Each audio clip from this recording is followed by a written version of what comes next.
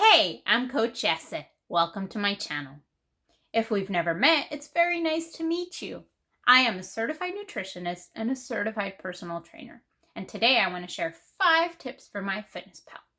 Number 1, if you don't have premium, you can still set macros by grams instead of percentages. You can do this by using an extension on the Chrome browser on your computer. I'll link to that YouTube video at the end of this video and in the description bar below to show you how to make this change.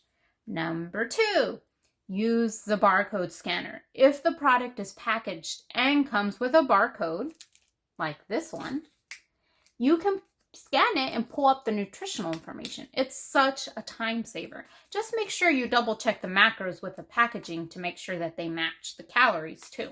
I've had instances where I scan my food and go in MyFitnessPal and scan something completely different. Very rare, but it has happened.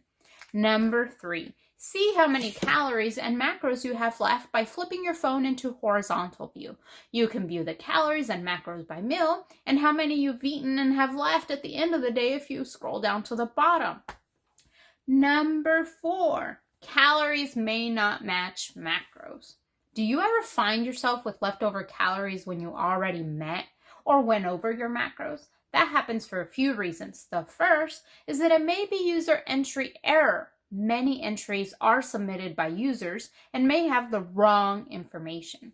The second is that companies are allowed to round. That's why in the US you'll rarely see any calories that end in anything other than 0 or 5. Companies subtract fiber and or sugar alcohol calories from the total calories. Keep in mind, each gram of protein has 4 calories, each gram of fat has 9 calories, and each gram of carbs has 4 calories. To calculate the real calories of a product, multiply protein by 4, fat by 9, and carbs by 4, and add them together. 4th grade math. Number 5, restaurant information. Yes, you can find information for chain restaurants in MyFitnessPal, but is it up to date and accurate?